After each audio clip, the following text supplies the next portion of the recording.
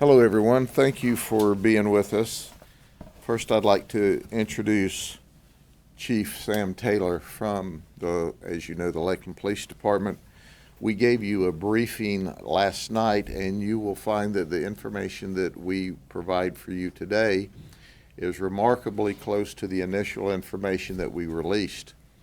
Of course, any information we release this early after an investigation of this magnitude is subject to modification because our detectives are still actively working this event. But before we start, let me show you some brief clips of first clip will be the initial find where the officer heard shots fired, saw them as one of them was running back into the car. Then there was a short pursuit. Then you'll see the second clip, short clip, where the officer was chasing the suspect and the suspect ran around the corner, turned around, and shot at the police officer. And we will show you not only a couple of seconds of that, but we'll also show you a freeze frame so that you actually can see how the guy was not only not shooting back toward the officer, but actually turned and squared off in order to shoot at him.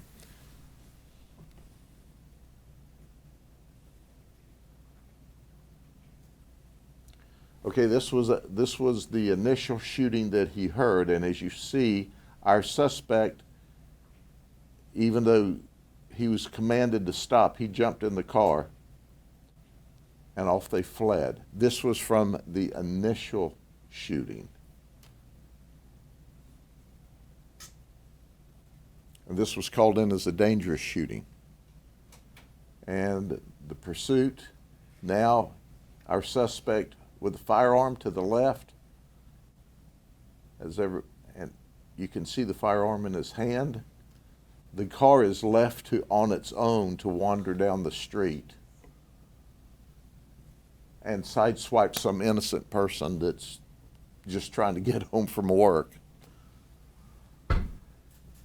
And the next clip, now the officer is pursuing our suspect with the gun, Dalmas. And you see the dirt fly up. That's when the officer is shot right there. That's when our officer shot. There's the freeze frame to show how he turned all the way around 180 degrees in order to shoot at the officer. And that shot is what hit the officer in the foot. So I first wanted you to see that. Now, as everyone knows, we're doing Facebook Live, and that's important. And the reason it's important today is because the news stations and the television are going to blur out the faces of these folks that are under 18 years of age because they don't want to hurt the little darlings who are, by the way, shooting at the cops, shooting at the neighbors, stealing stuff. So they've got this silly policy where they won't run this stuff. So for all of you who watch the edited news, go back to our Facebook and see the real news, okay? I am not happy with that if you can't tell. I read the morning paper after a guy tries to kill a police officer and they fuzz out his face because he's only 13 years old with a gun shooting at the cops after he shoots at somebody in the neighborhood. So here you go, get ready, editors at your television stations, for editing this stuff out. And I'll probably mention it again that I'm not happy with your editorial decision. Shame on you. You're hiding criminals who are shooting at neighbors, who are shooting in neighborhoods, who are shooting at innocent people because you don't want to show their face, and they're felons. They're dangerous felons. So here's what they were doing, so I can give a little color behind your edit. They were riding around in Julian's vehicle. Julian is 19, Wesley, that shot the police officer, is 13, and Leonard is 14. Now, when we talked to you last night, Wesley was in custody. We had just arrested, the police had arrested Julian in the vicinity of the scene where he ran. Leonard ran and got all the way home to West Lakeland before we arrested him later in the evening. He was 14. Now, here's a test for those of you who would wonder, okay, if there's 3 people in the car, how many guns are there? Well, we found 2. So who had the guns? The 13-year-old that shot the police officer, the 14-year-old Leonard Spate had one underneath the seat. And here's what we know, the details we didn't release. So Officer Smith is on another call. And he's on this other call, and out comes a dangerous shooting in the 1600 block of Kettles near the Simpson Park. So he hears the gunshots, and he rushes up, and you saw the video clip, where Dalmas is now getting into the left rear seat of the car. And the car speeds off. There's a short pursuit. They all 3 abandon the car to run from the cops. Leonard leaves his gun underneath the right front passenger seat where he's riding. Wesley Dalmas takes his gun with him and ultimately shoots the police officer. And Jermaine Julian, who's driving his mama's car, leaves it to ride off by itself, sideswiping some poor innocent person probably trying to come home from work. So the shooting occurs. And it's much like the chief gave you the rendition last night.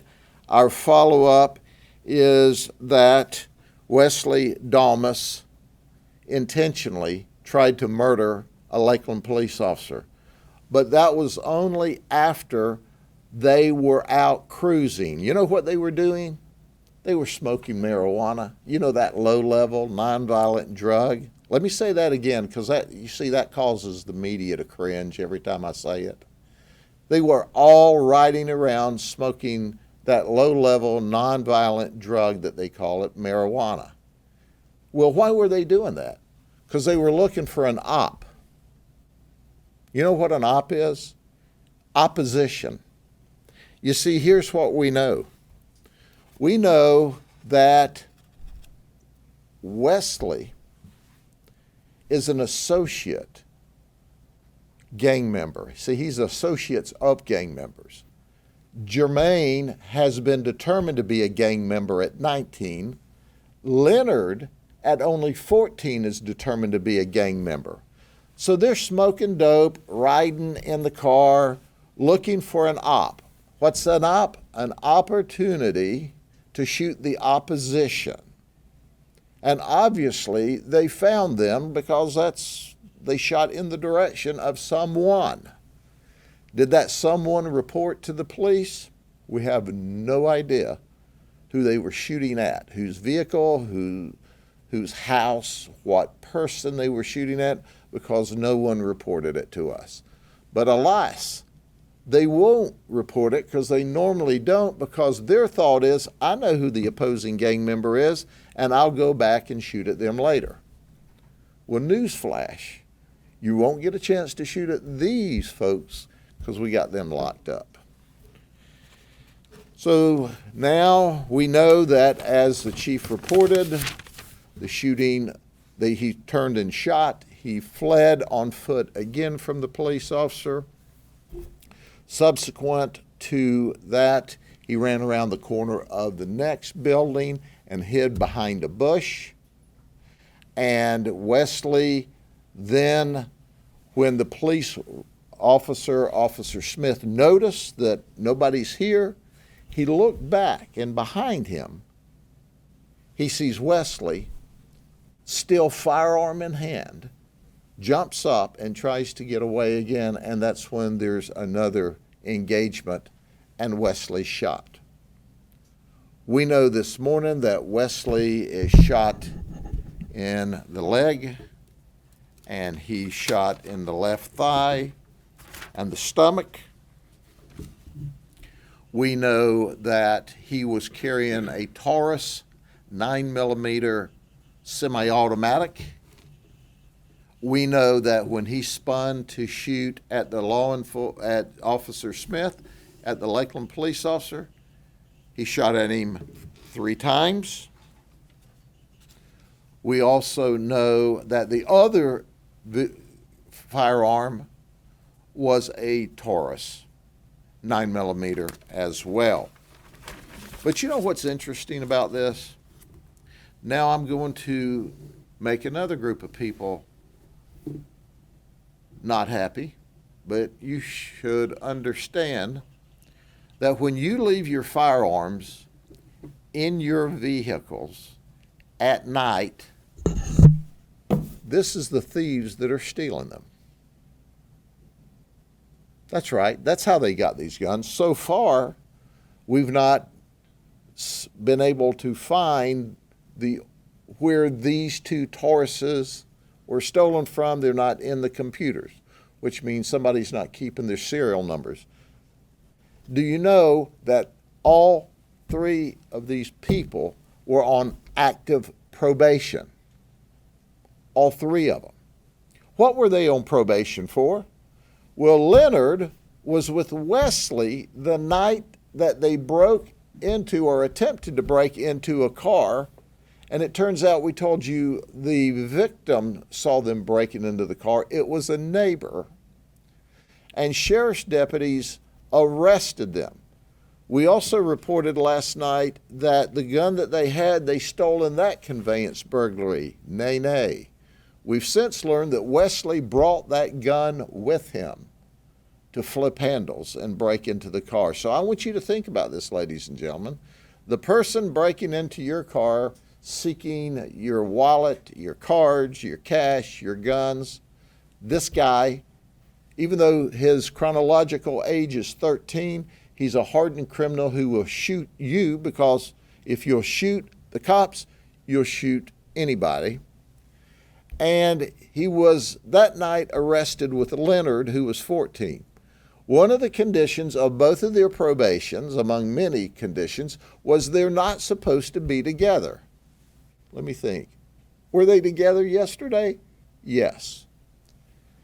Jermaine has a more illustrious criminal history, and that he's been arrested for attempted burglary and loitering and prowling and violations of probation. They've all had violations of probation because they don't pay attention. He's had 6 arrests in the past, 4 VOP felonies and 2 straight-up felony criminal charges. And these others were arrested that night, and several violations since then. Listen, folks, so let me encapsulate this. They're burglars. They go out at night. They break into cars, open car doors, and take guns. So when you leave your gun in the car, they're stealing it and then shooting up neighborhoods, shooting up other gang members, and shooting police officers with your gun because you're not responsible in how you care for that gun. And I'll give you one little piece of news. They'll also shoot you with your gun that they take out of the car if they get a chance. So these are bad guys. They're bad guys. I don't care that chronologically they're 14 and 13 and 19. These are who's murdering each other in the street. They tried to shoot someone last night. The police standing in the gap got shot, keeping the community and the neighborhood safe. So when you want to protect these people, when they ought to be held accountable, you're giving them the ammunition, you're enabling them to continue on with their criminal conduct and not be held appropriately accountable. The community deserves better, and it needs to start with the media. Okay? Chief. Thank you, Sheriff. Good morning, everyone. I want to give you a brief update on the officer's condition. We touched base with him this morning. Obviously, we've been sitting with him all night long. He had a pretty good night. As you can imagine, rather, he is asleep as well as you can sleep in a hospital with a hole in your foot. He was shot in the left foot, as I mentioned to you last night, one time. The sheriff showed you the body cam video where that occurred. I also want to talk about the fact that, and I didn't do a very good job last night, I don't think, telling you about the courageousness and the heroic actions that the officer took last night. I was more focused on giving you the facts, but I can't be more complimentary of the way the officer reacted last night. He reacted exactly as he was trained, just as we know that the sheriff's office would react, the deputies would react the same way. Lakeland police officer, and particularly Officer Smith, reacted that way last night. He had an opportunity after he was shot to pull back and set up a perimeter and just let the guy go into the apartment complex. He chose not to do that. He continued to press the issue, and got Dalmas to lay up into the bushes, where he was ultimately able to flush him out and get him in custody after another gun battle. So what Officer Smith did last night was nothing short of heroic, and I'm very proud that he performed the way that we knew that he would when we hired him. So, but his condition is good. We anticipate that he will probably be released sometime today. He's going through a round of antibiotics, and once that is done and the doctors are satisfied with his condition, he'll be released. He does have 2 broken bones in his foot as a result of the gunshot, and he needs a new pair of boots. So I'll probably buy him a new pair of boots. Well, I will buy him a new pair of boots. The suspect, Dalmas, is still at Tampa General Hospital. He's being treated for his injuries. He will be admitted. They've done obviously some evaluations, some tests on him. He's certainly being guarded by a Lakeland police officer right now, and we're sending officers over there to keep a watch on him. But he is a dangerous person. He is a dangerous young man, and even though he's 13, he committed an adult crime, and I agree with the sheriff. He needs to be held accountable to exactly for the crime that he committed. You can't be 13 and continue to get away with crimes like this, and I agree wholeheartedly with the sheriff. I do want to show you one photograph, which I think is instructive. This is shortly after they bailed out of the car and were running down the sidewalk. This is from the in-car camera of Officer Smith. It is a still photograph. He ran down the sidewalk, running east on the sidewalk, at which point Officer Smith tried to cut him off with his car. He turned around and ran back to the west. He's fortunate, and by he I mean Officer Smith is fortunate, that Dalmas decided not to just wheel around and shoot Officer Smith in the head, because Officer Smith had a lot going on at the time. He's trying to give instructions on the radio. He's trying to navigate his police car. He has a lot of things going on in the cockpit of that car, and he would have a difficult time getting his weapon out and defending himself. Fortunately, Dalmas decided to run. Instead of not engage him, he decided to engage him later. But this is a still photograph. For those that didn't see the video clearly, you can clearly see the handgun in his right hand that he's running with. And that's a still photograph off the in-car camera. So, all right. I also have some updates on some another call that happened in Lakeland this morning. I'll do that after the sheriff and I take questions. So if you have any questions, we'll be happy to stand for questions. So. When Officer Smith was already in the neighborhood, did he receive a call that there was a shooting in progress, or did he just hear the shooting and decided to pursue? Both. He was in the neighborhood dealing with another issue unrelated to this shooting. He heard the shots and then heard the call go out over the radio and started immediately heading into that area. It was not at Simpson Park. Some of the reports I read last night that you guys reported that the shooting occurred at Simpson Park. That is not correct. It did not occur at Simpson Park. It was actually probably about 2 or 3 blocks west of Simpson Park. Okay. Now, are these gang members or just gang affiliated? Like, what's the difference? Well, they're gang affiliated. They're not certified. There's a process they have to go through to be certified as a gang member. These guys just are not old enough probably to have gone through that process and the paperwork, but they're well on their way to be fully associated or fully identified gang members. They're just not there yet. At least 2 of them. No. Is it possible these actions were trying to get that certification? I mean, is this kind of that? Is that how this? Yeah, I don't know what right now we don't have that information, so certainly that would be in their mind, a check mark on their resume that they would probably present for certification, yes. Certainly a possibility. And can you clarify, obviously, at this point, Officer Smith does not know, obviously, the age of the child, correct? Or the team is shooting at him? He doesn't know, doesn't matter really. He doesn't know the age and he doesn't know their aim, doesn't know anything about them. Look, Officer Smith just came to work yesterday like all the Lakeland officers do, like all of the Lakeland police officers do, and officers all over the state and deputies all over the state. He had no idea this was going to turn out the way it turned out. He had no idea that this individual that he was chasing, now he had a pretty good idea that the guy was violent because he could see the handgun, but he didn't have any idea the guy was going to wheel around on him and take a shot. Thank God he prepared just for that event in case it did happen, and he was able to address it the way he was trained to address it. But no, he had no idea. And you recovered the gun? We did. Okay, and do you know how many shots were left in the gun? Were there any shots left in the gun? Any?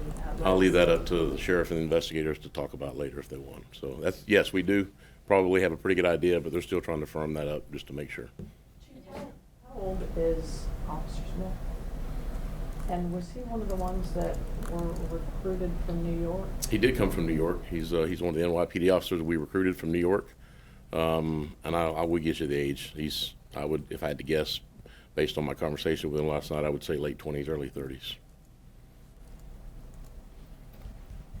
Although he may be 50, just a young-looking, fellow. So, but anything else? Did you recover additional ammo as well? In the car? Yeah, I'm not aware of any additional ammo that we recovered. So